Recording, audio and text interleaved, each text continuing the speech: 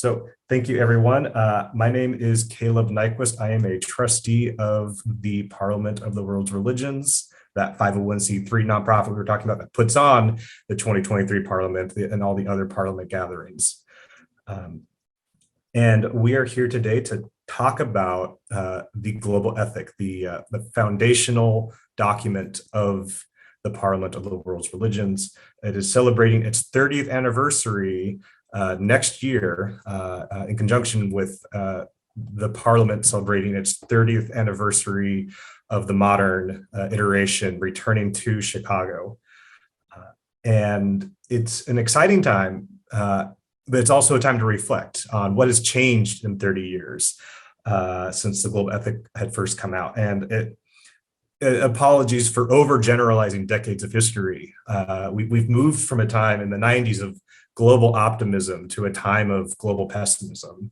Culturally, we've moved from a time where people are seeking, what's universal and unites us, to trying to articulate who they are as particular people, as cultures, as individuals. Again, an overgeneralization to be sure, and important moves, I think, for understanding how to live in the world as it is. But we're also at a time where at the 2021 Parliament of the World's Religions, I hosted a panel with youth who most of whom had been born after the global ethic document had first been written, and they had questions about the language, the wording, particularly around gender, but not exclusively around gender. While we can kind of question what's the global ethic doing, I think as we look back, we also acknowledge it came from a particular time, a particular a moment in history, and it's a gift to us 30 years down the road, that as we face a world that still faces the same conflicts as it did 30 years ago, questions of peace, questions of justice, questions of truth, of equality and ecology, that it can be a guiding light for not just the interfaith movement, but for all people of goodwill and good spirit trying to come together. So that's what's at stake. We'll see if our distinguished panelists agree with my hypothesis. I am very excited to have them here with us from all across the globe. We got 3 different time zones represented here. So I'm going to get a second to get myself reorganized again. So our first panelist is Myriam Renaud, the principal investigator and director of the Global Ethic Project at the Parliament of the World's Religions. She also teaches bioethics at DePaul University and world religions at Una Institute and University. She received her doctorate from the University of Chicago. In 2017 to 2018, she led the Parliament's effort to add to its global ethic document a moral directive calling for a commitment to a culture of sustainability and care for the earth. Dr. Renaud has co-edited and contributed to 2 volumes on the global ethic document, God and the Moral Life, published in 2018, and Multi-Religious Perspectives on a Global Ethic, The Search for a Common Morality in 2020. Most recently, she published the monograph, Constructing Moral Concepts of God in a Global Age. And I'm sure you can find most of those online. Our second panelist is Dr. Stephan Schlensog, the Secretary General of the Global Ethic Foundation. He studied Catholic theology and Indiology in Tübingen, Germany, and is the author of several publications on the world's religions and ethical issues. His own research focuses on the religions of India, especially Hinduism. Dr. Schlensog collaborated with Professor Dr. Hans Küng from 1984 until Küng's death in 2021. Among other projects, Dr. Schlensog was a collaborator on the multi-year research project on Judaism, Christianity, and Islam, and on the 7-part multimedia project, Tracing the Way, Spiritual Dimensions of the World's Religions. In 2015 to 2020, he worked with Hans Küng to edit Küng's 24-volume collected works. I can imagine that was no small feat to put that together. And our third panelist, we had to make a substitution.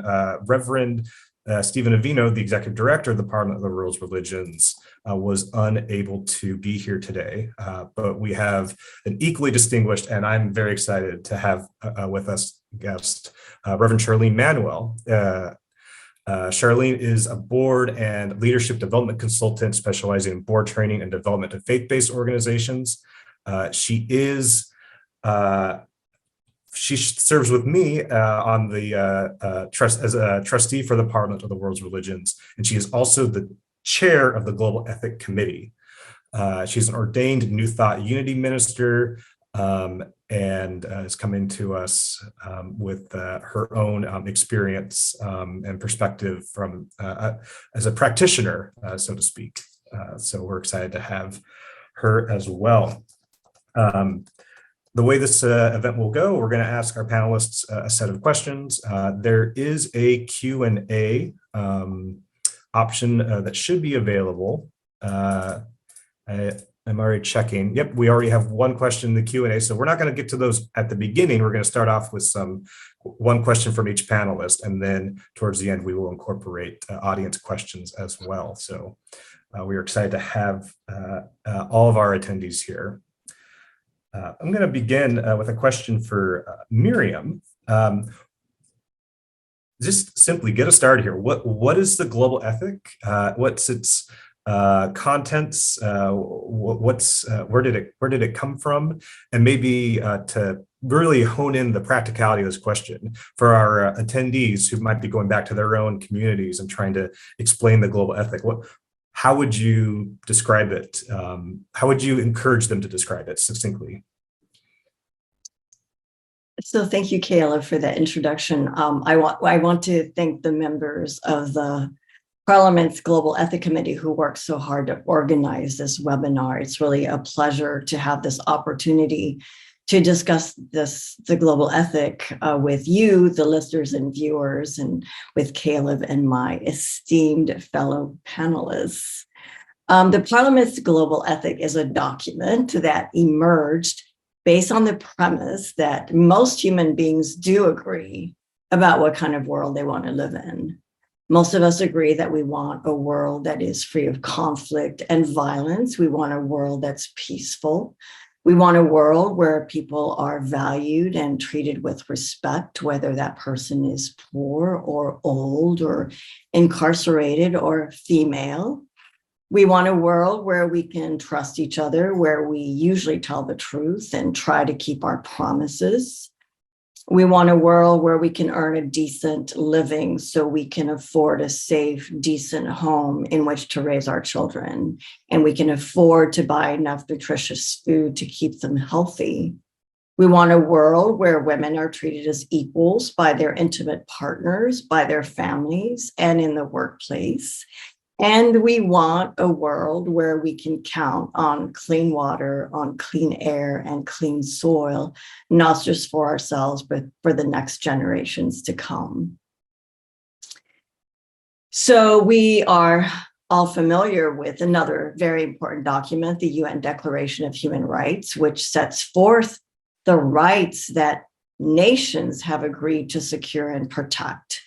These protections are a very important component of how we bring forth the kind of world we want to live in, the world that I described. But to bring forth that world, we also need to pay attention to the quality of our interpersonal one-on-one relationships. These interpersonal one-on-one relationships are shaped by the kind of ethical commitments we embrace as individuals and as part of communities.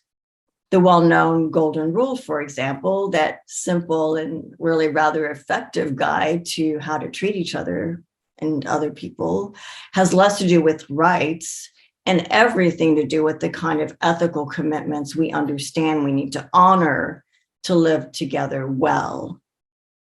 So because from time immemorial, from the start of human history, we human beings have wanted the kind of world I've described. Religious and spiritual community traditions, old and new, have integrated ethical commitments in their teachings. So take Judaism's 10 commandments or Christianity's double love command. Every tradition has some kind of ethical code that it holds dear and teaches to its adherents. Every religion is known to have its own version of the golden rule, for example.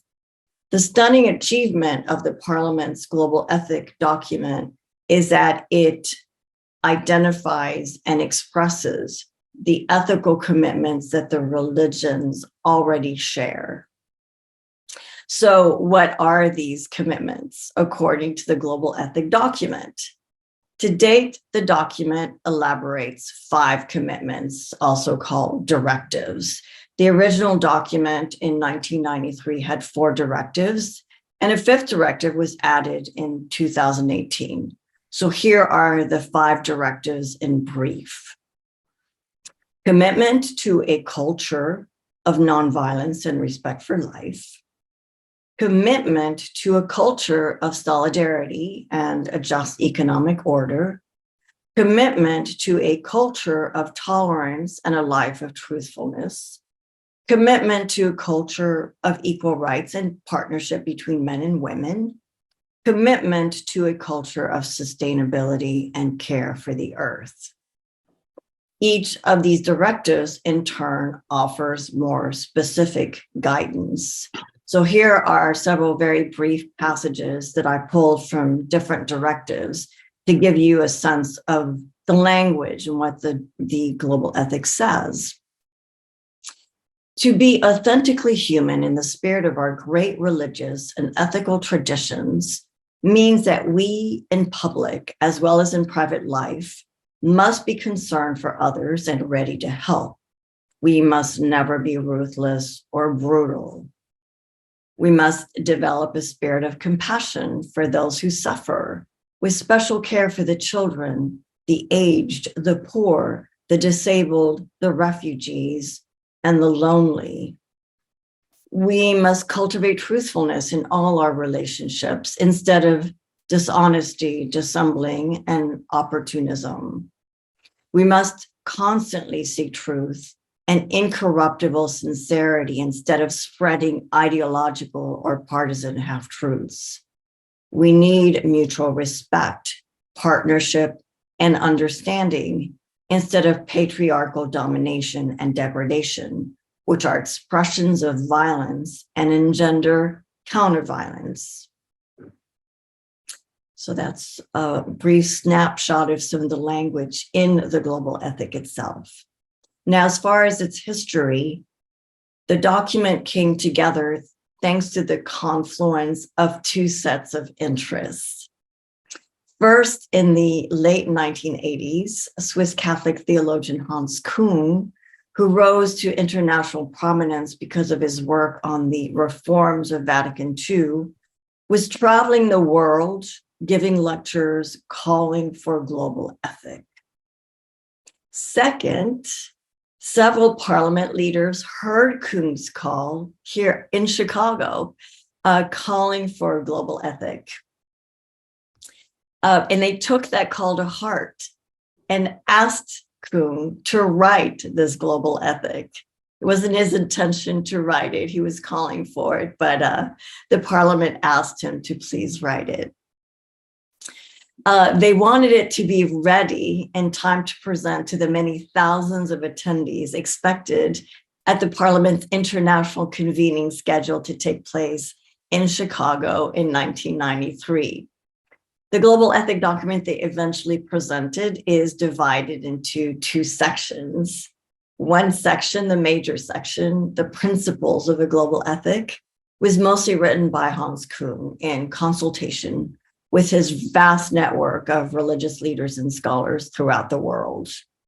This draft was then reviewed by board members of the Parliament, who then also consulted with their own vast networks of religious leaders and scholars throughout the world. All told, some 200 leaders and scholars reviewed the document and offered input. So this was a widely consultative process. The second section of the global ethic, the declaration of the global ethic, is a shorter summary-like section that was written by Dr. Daniel Gomez Ibanez, who was the then executive director of the Parliament, and Reverend Thomas Bema, who was a very important member of the board. This section was read at the closing ceremony of the Parliament's convening in 1993. where thousands of participants showed their support through verbal acclaim. Since 1993, hundreds of people have signed the global ethic to indicate their support, including many well-known leaders. So to close, I want to add that the global ethic emerged from conversation between the religions, but it is inclusive of everyone, religious and non-religious. It contains no religious or theological language except for one mention of ultimate reality. Hence, for all practical purposes, it is a secular document, which is available to everyone. Thank you for your attention. Thank you, Myriam. And I appreciate that anecdote of Hans Küng calling for the need for a global ethic, and then being the one who ended up having to do it. I think for any of us who have been in the interfaith movement or any religious organization, sometimes the one with the idea is the one who also is given the work of carrying it to completion. That's a global phenomenon for many of us that we can relate to. But speaking of Hans Küng, Stephan, we brought you on board in part because of your relationship with Hans Küng and the Global Ethics Foundation's work to remember. But for those of us who aren't familiar, could you introduce us to who Hans Küng was, what the relationship of the Global Ethic Foundation is to his legacy and to the Global Ethic document itself? Oh, thank you, Kaleb. It's not very easy to describe in a few minutes a person like Hans Küng. Myriam has mentioned some things, some aspects of his work concerning in relation to the Global Ethic Declaration. Hans Küng was a Swiss Catholic theologian. And we can say that Hans Küng was one of the few theologians of worldwide reputation, far beyond the realm of theology and the church. And he was known and he was respected in all the great religions in the world. Hans Küng was a Catholic priest, and he worked for the renewal of the church in the spirit of the Second Vatican Council. After studying philosophy and theology in Rome and in Paris, altogether in 7 years. First, he was a pastor in Lucerne in Switzerland for 2 years. In 1960, he was appointed professor at the University of Tübingen in Germany, where he lived until his death in 2021. In 1962, Hans Küng became a counselor at the Second Vatican Council, where together with Joseph Ratzinger, later Pope Benedict XVI, he gave the council important impulses for reforming the church. But Küng's efforts for church reform and his criticism of the church system culminated in 1970 in his famous book, Infallible, an inquiry. Thus came into conflict with the church magisterium. Therefore, 9 years later, in December 1979, Hans Küng was withdrawn his ecclesiastical teaching license, the so-called Missio Canonica. However, Hans Küng remained a professor of ecumenical theology at the University of Tübingen. He became famous far beyond the realm of theology with important publications on fundamental questions of Christian faith. His books on being a Christian or Does God Exist became international bestsellers.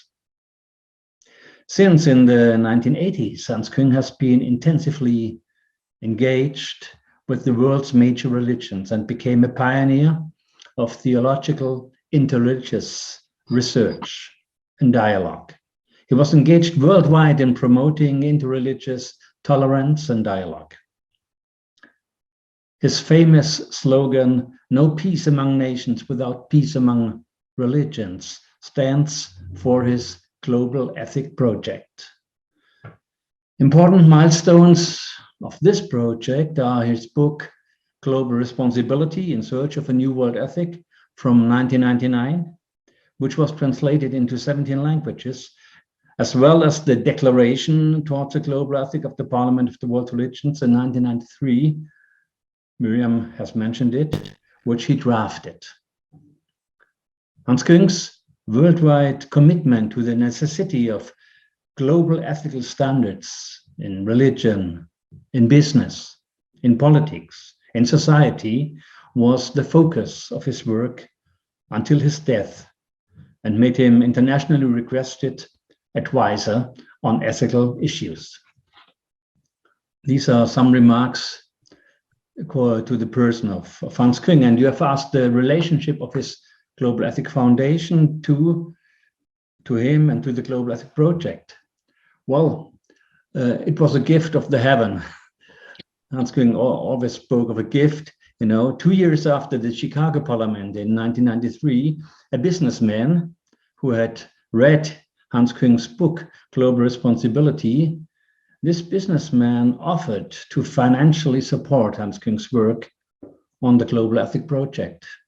This made it possible to establish the Global Ethic Foundation, which I have been directing ever since. We started in 1995. And we established another foundation in Switzerland in the same year.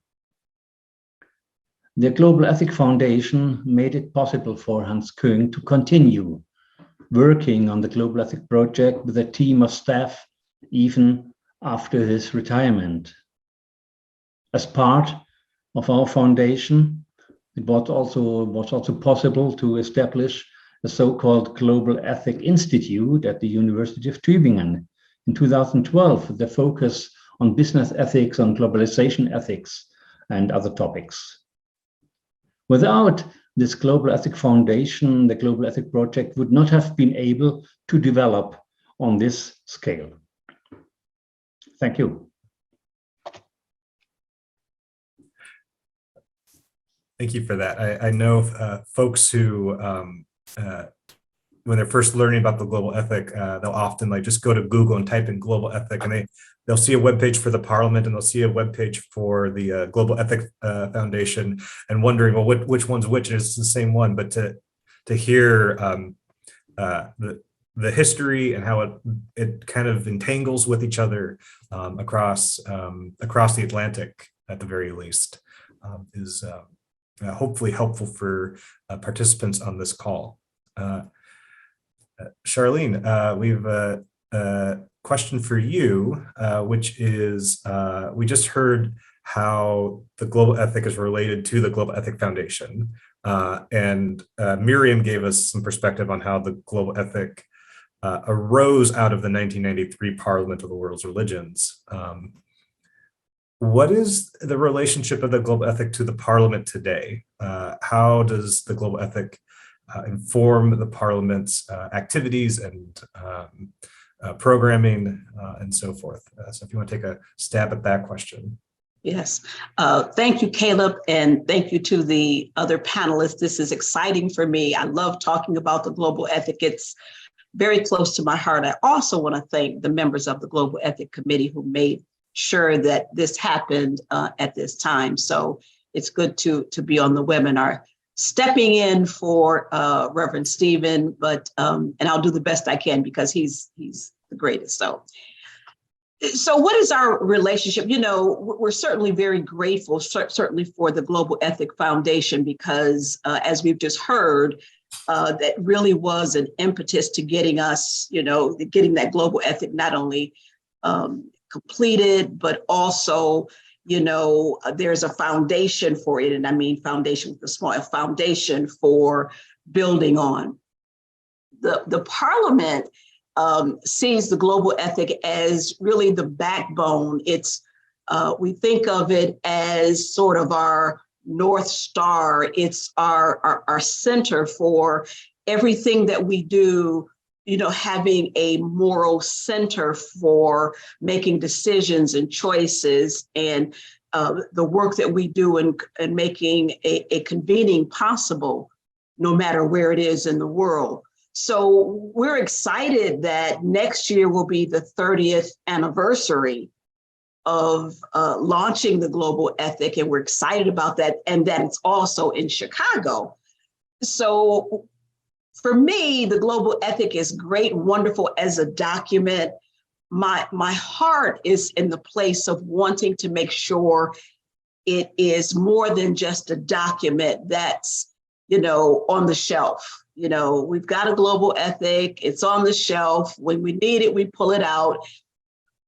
My passion is around seeing how we make that a living experience, how we make that something that we don't have to refer back to the pages to see what's possible, for us as a species, as a society. I'm reading a book, and the title really says it all. It's called The Rise of Global Unhappiness. And when I first saw that title, it really shook me, and I became quite curious as to, I know that, there's some things to be unhappy about in my community, maybe in my state, maybe in my country, but the rise of global unhappiness. And while I don't think the global ethic is a panacea for global unhappiness, but I think it is a step in the right direction so that we can all, come to a place where we can find common ground and begin to live from that place, and then watch as life gets better for us as individuals, as our communities, and as a globe. One of the things that I really appreciate about the Parliament is that when we do have a convening, it travels around the globe. Next year we're in Chicago, but the convening after that will be someplace else. But we've been to South Africa, and Barcelona was my first convening, certainly Australia.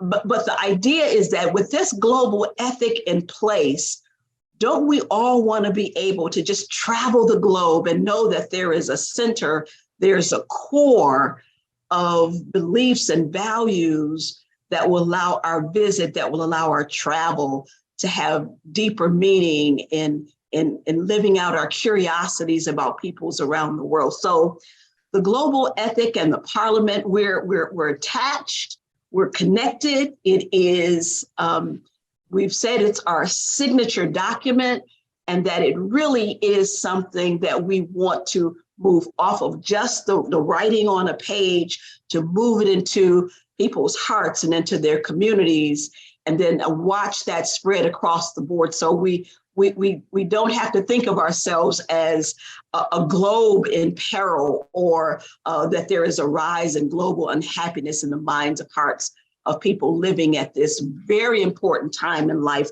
when we really do have an opportunity to make a difference of what the future will look like for our children and our children's children.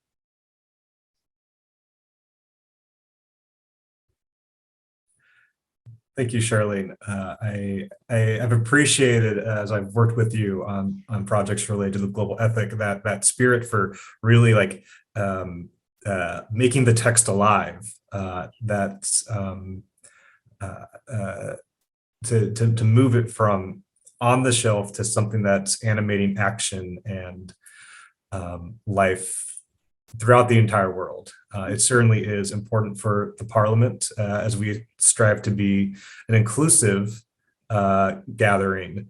One of the things that might exclude people is the fact that they might not identify as part of a religion.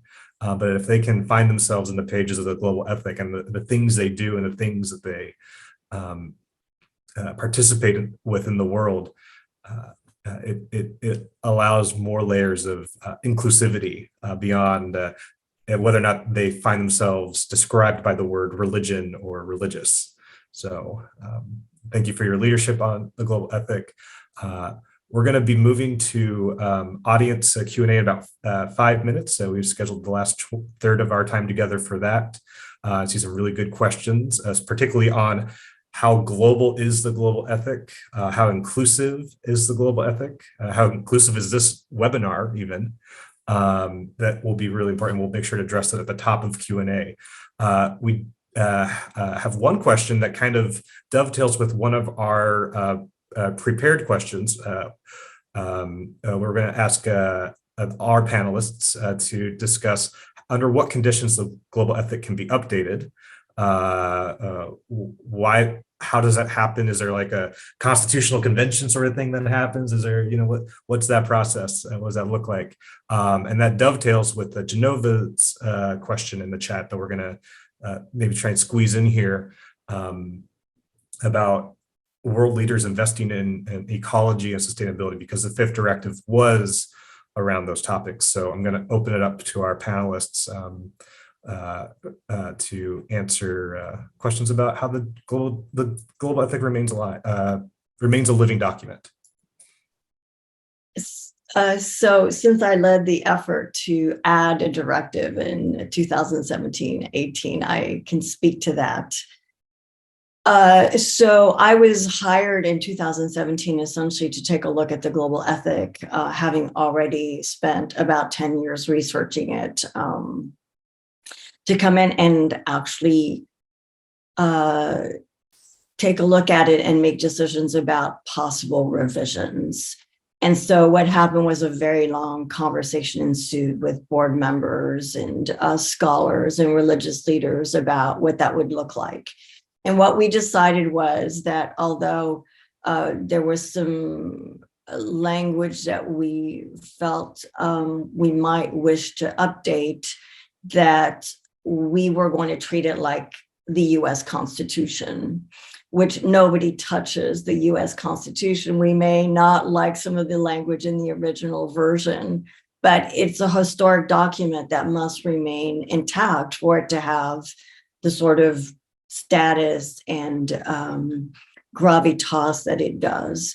So like the Constitution of the United States, we decided that the way to go was actually to add amendments, which in this case were a directive. So it was already neatly divided into directives. So the idea was to add a fifth, and perhaps down the line, a sixth and seventh. Now we've sort of developed an approach to amending the document. It was always intended by the leaders of the parliament and by Hans Küng to be a living document.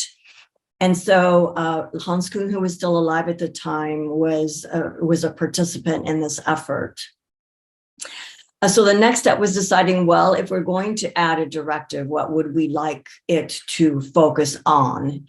And the contributors to the global ethic in 1993 had been very intentional and determined that it would only state ethical commitments that were already shared, that were held in common. So, for example, there's no language in there about abortion, which continues to be vastly debated and contested, as we know, throughout the world. So there's nothing in the global ethic about abortion because it is not shared. It's not an ethical commitment shared in common.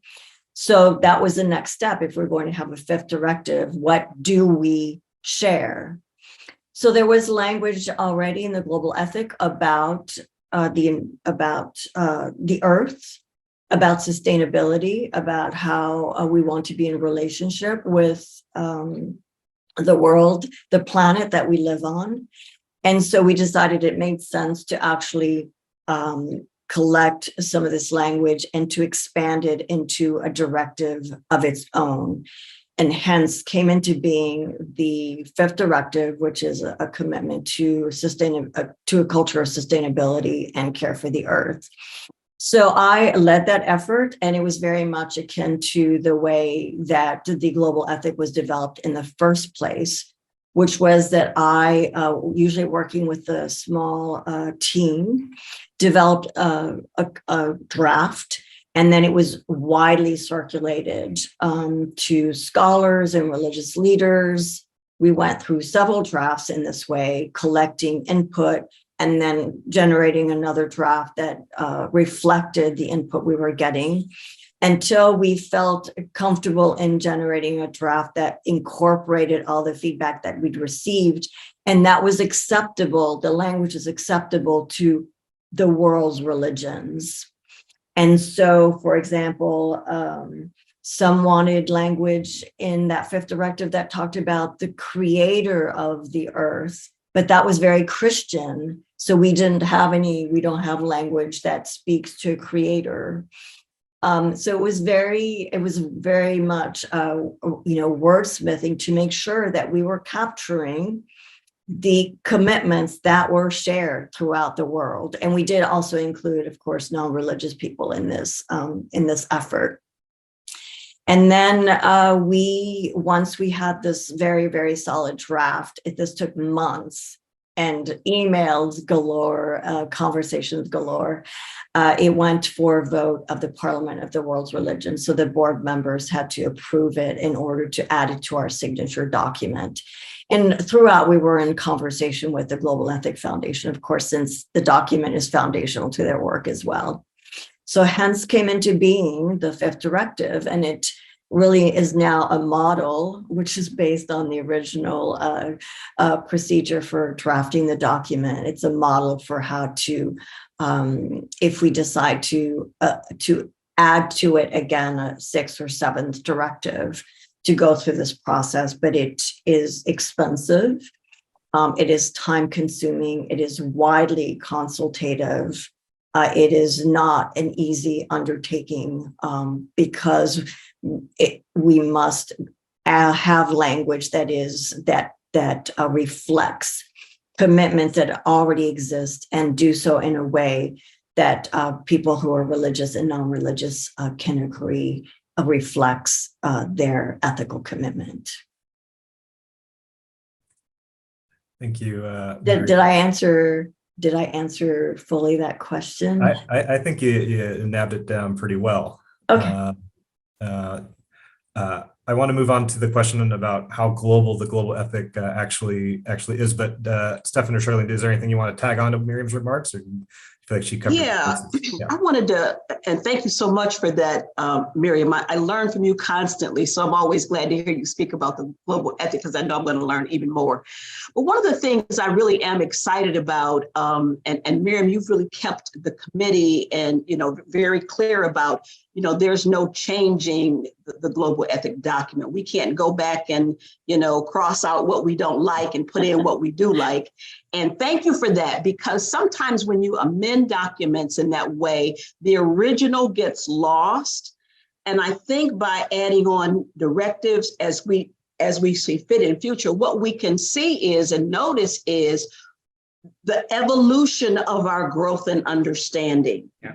And for me, that's what needs to happen, an evolution in our growth, our understanding and acceptance, and owning, living what's actually in the document, but its true intent. And that is to bring us all together. And so to be able to catalog that journey, I think is so important. The other thing I do love, because we say in the document, whether religious or not. So you don't have to be religious to own these, because everybody has values and that they believe in their own belief systems. And that's really what's at the core of this. And so, yes, we turn to our religions, our place of spiritual growth. We turn to those places when we have questions, or when we want to look at, what's beneath the surface of something happened. And the global ethic just fills that place for me. It truly gives us a moral sense to say, let's go here. You don't have to be religious. You don't have to be spiritual.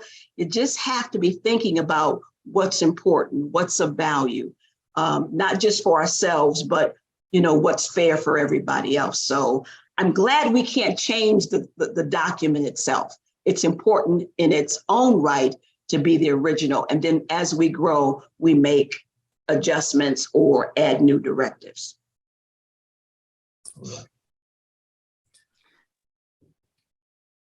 Stephan, yes, I would like to support what Myriam said and what Charline said. That's Hans Küng and the staff of our foundation, me, especially me. We are convinced that the Global Ethic Project, from its beginning, has tried to provide answers to urgent global challenges. That was the starting point of the Global Ethic Project. Hans Küng and our foundation, we are convinced, and we consider that global ethic is an open project. It must develop. You have talked about you mentioned the word evolution. We have to develop this project when we need new answers to new challenges. And so it was right and was important. In view of the worldwide political discussions of the climate change, the Parliament of World Religions added a fifth directive to the Global Ethic Foundations in 2018. Let me give you another example. In 1993, they discussed the question of partnership between men and women. And by the way, at that time, it was not without controversy between the different religions who attended the parliament, but we have this directive on partnership. It's a very hopeful directive when we read it with the eyes of 1993. Now this question has changed. Now we cannot talk anymore only about partnership of men and women. We have to talk about partnership of all genders.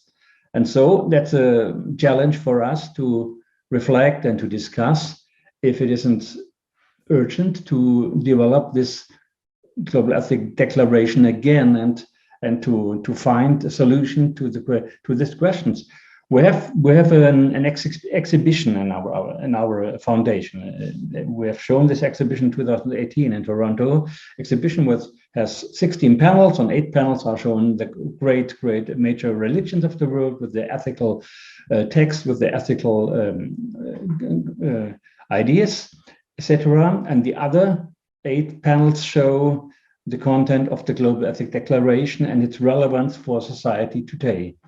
And the panel of partnership, when we present it, many people ask us, why do you not change the wording? Why do you talk only about partnership between men and women, etc.? And I think that's a serious question. And so we have, on the one side, okay, it's an historical document. We have to respect this historical document as it is. We cannot change what we do not like. But on the other side, we must take serious that the global ethic idea as such is a dynamic idea, which wants to provide answers to urgent questions in society. And so that's a challenge we have to face and to which we have to find answers. Thank you, Stephan. Moving now into audience Q&A, there's been a number of questions related to how global the global ethic is. Gray Cox talks about the potential ethnocentrism of the golden rule and trying to reimagine it as the rainbow rule, do unto others as they would have us do unto them, instead of do unto others as you would have them do unto you. And then Joe Matenda, who is a PhD candidate in Cape Town in South Africa, is working on a project with the global ethic and trying to investigate empirically. It appears, if I'm reading the lines of the question here correctly, how global the global ethic is for addressing local challenges and common efforts towards justice, conflict resolution, and ecological well-being. There are also so a few other questions along that vein, but if any of our panelists would like to address that question, Faces of Global Ethic, as a document from Küng, who was part of the Western world, and the Parliament, which has been largely in the Western world as well. So that's a critique that's often launched at the UN Declaration of Human Rights.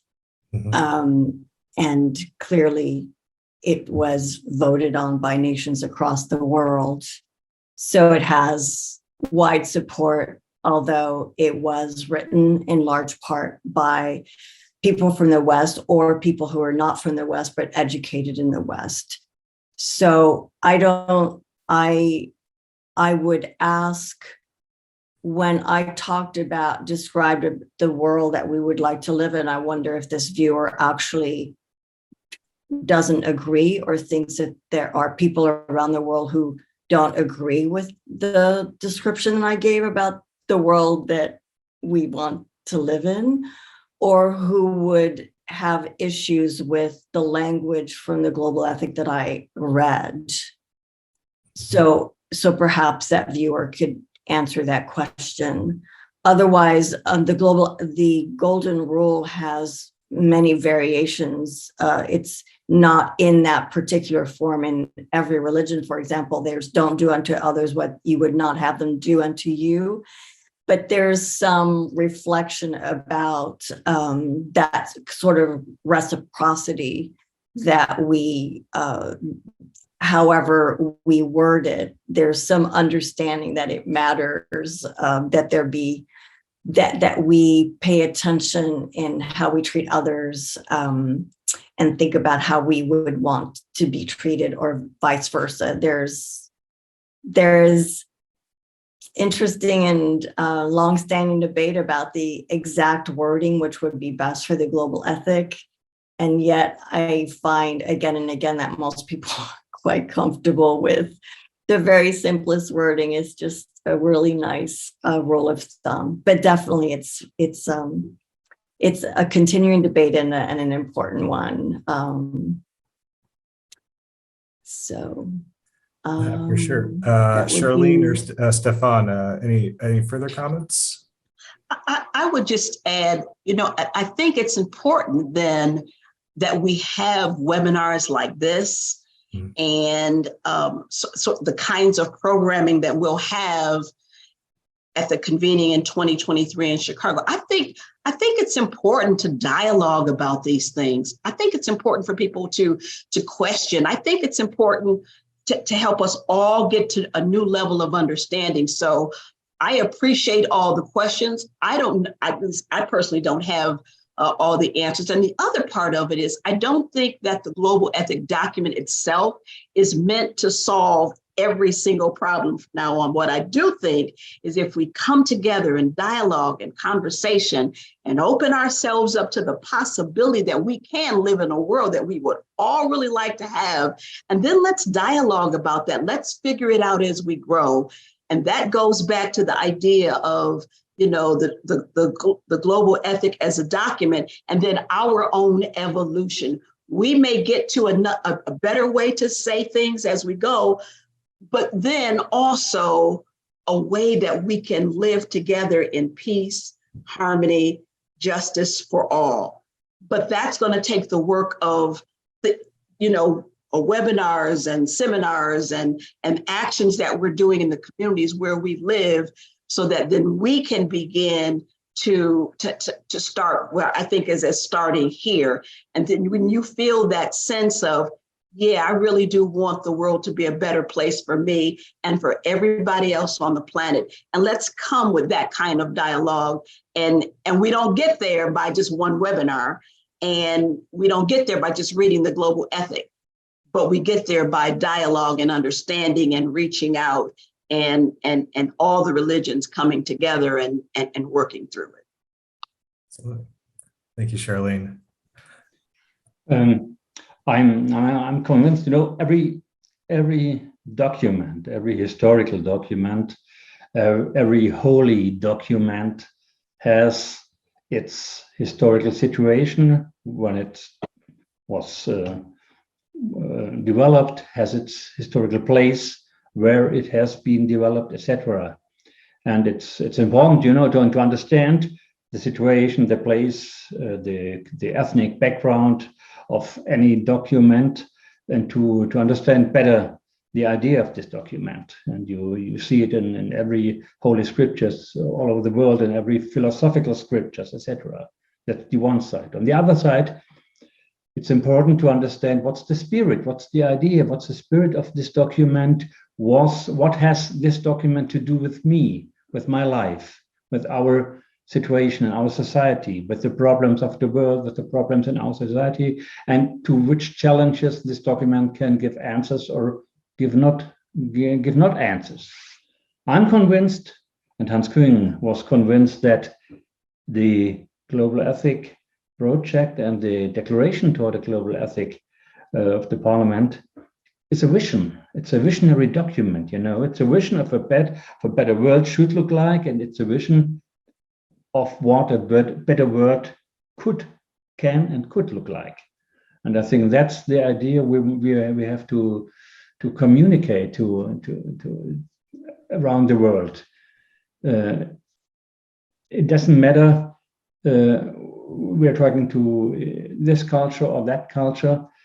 When I've been in 2018 in Toronto at the Parliament, it was amazing to see how many people from all over the world came together and discussed, these questions, and said, okay, that's from our tradition, we see it in this way and in that way, and so on. I think that's the heritage of this idea, and so we have to go on discussing these ideas, and we have to go find creative ideas how we bring these ideas into life, into living.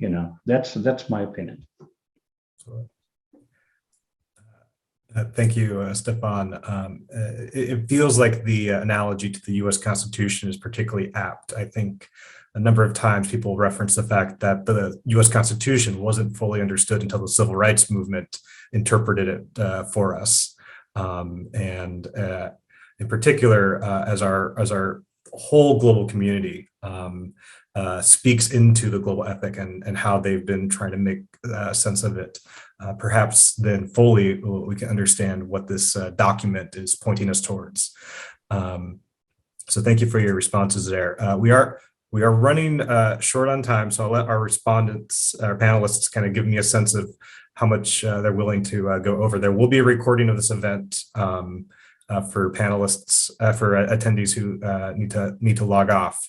We'll make sure that gets up relatively quickly. But there is another pair of questions that I think we can squeeze in here at the end. A question from Peter Anderson: what efforts have been done in the past or currently to bring the corporate global ethics and compliance business community to help implement and monitor the global ethics? So looking at it from a corporate point of view. And then similarly, another sort of audience that we can think about that Beth Charlie has brought up, questions of people who are coming from the disability community and might not have seen themselves written into this document. So that's kind of two different audiences, the business community, the disability community, but I want to offer that to our panelists in case they have a quick response here. Myriam, you're on mute. Yep. So I'm going to give people my email address so that if they have further questions, they can get a hold of me at the Parliament. So it's M. Renaud, so first initial of my first name, and Renaud at parliamentofreligions.org. I will say that there is work going on at Tübingen, I believe, to make the link between the global ethic document and the corporate world. But the third directive speaks to economic justice. So there is language in the global ethic that is ripe for and addresses some of the issues that would make sense in the business world. As far as the disabled, so I read a passage from the global ethic. We must develop a spirit of compassion for those who suffer, with special care for the children, the aged, the poor, the disabled, the refugees, and the lonely. So I think now we would prefer the language of the other wise enabled but there is attention to that community. I would love to hear other suggestions on where additional language could be added, and perhaps this would be something we would consider for a sixth directive, as well as maybe we need stronger language in there to address ethical issues related to the corporate world and how we individually want to inhabit that world. That could be yet another directive under discussion. So please get a hold of me. I'm very interested in input from our viewers and to keep in mind further work. The actual name of the global ethic is Toward a Global Ethic, an Initial Declaration. So it was never intended to be the end all and be all. So this is why these conversations are so helpful, is to hear from you who've had a chance to look at the global ethic and who are going to say, well, there's language here or there isn't language here. Let's think about adding some directives. So please let me know. Thank you for those questions.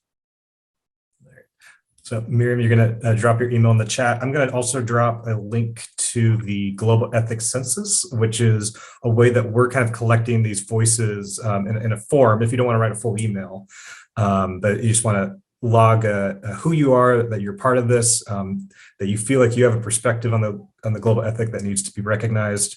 We are in that process. So Myriam will add her email shortly.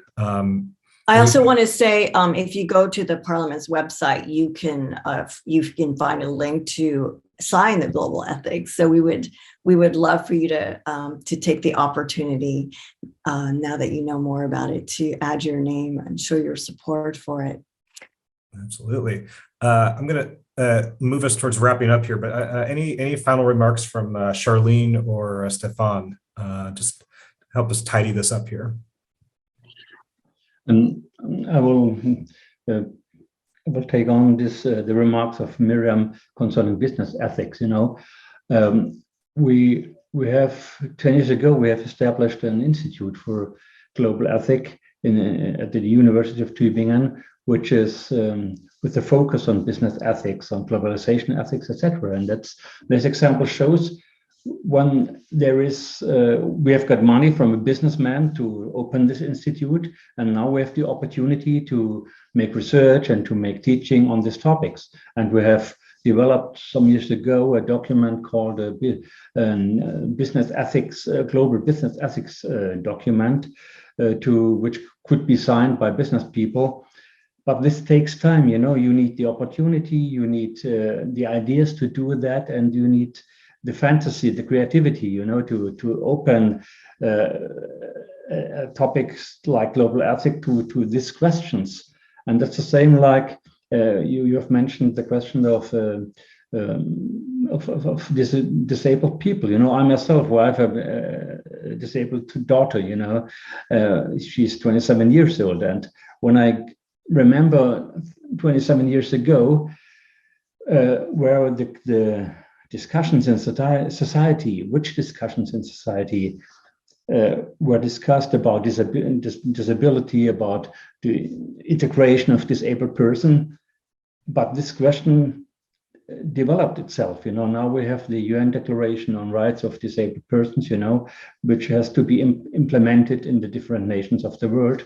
And and now we are at the new starting point of discussion. And so I think it's the things like that are opportunities to reflect, to enlarge the focus of our work, of our discussions on global ethics, to amend the declaration, etc.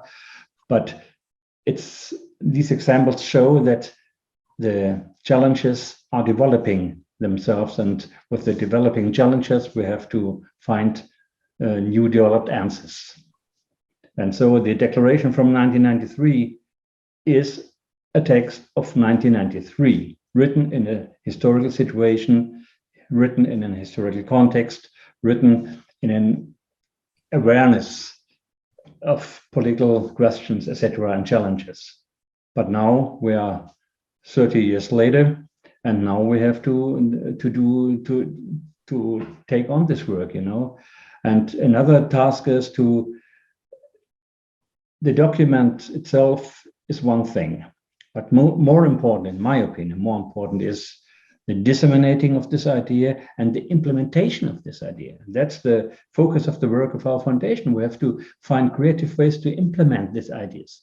We do a lot of work in schools with young people, with children, but we also do work in companies with business people, and to implement this idea, to sensitize these people, and that's, in my opinion, it's more important to do this work than to discuss how we should develop the document as document. Yeah. Charline, final words? Yes, final words. Well, first of all, let me do a commercial. 2023, Chicago, the Parliament will be August 14 through 18. And so in the global ethic track, there will be opportunities to have dialogue around the document. So we invite people to come. Let's sit, let's talk about this. Let's discover what we don't know. And you don't know what you don't know until you sit down and awarenesses begin to come. So attending the Parliament for next year, I think, will be very helpful. But also what occurs for me as we're talking about this, that we're developing as a society a consciousness and a culture for compassion. And for me, that's where, when we get that compassionate for every single person around the globe, it just opens the heart in such a way that says, where can we change? How can we grow? How can we actually live from that compassion and really treat people differently, beginning with our neighbor as ourselves? And the Parliament is such a great place to practice that. When you're in a room where there are hundreds of languages being spoken at one time, of cultures there, people from all around the world, you get just a broader perspective. This world is such a great place. So that's my commercial for being at the Parliament next year. Register like now. I just dropped the event link in the chat so people can follow up on Charlene's call to action there. We'd love to have you all at the Parliament. And if we need to do a little extra work to make it accessible to you, there should be information. You can reach out to the Parliament as well. But let's thank our fantastic panelists. They gave a great overview of the global ethic. I certainly learned a lot. I'm thankful for everyone who participated through the Q&A and the chat. There's some really good questions. I feel bad that we weren't able to squeeze it all into this hour and change of a webinar. But if know that you can contact Myriam with the email address with your question to hash that a little further. And for the questions that weren't asked, I'm also going to take those. I think Charline will take them as well, and bring those to the full board of the Parliament of the World's Religions. These are questions of, are we authentically living out the global ethic? Anywhere from the carbon footprint of the Parliament to making sure that all religions are included. So I thank you for those questions. You've put words to some of the angst I have. So thank you, panelists. Thank you, attendees. We hope to see you at the 2023 Parliament, and take care until next time. Bye, everyone. Bye-bye.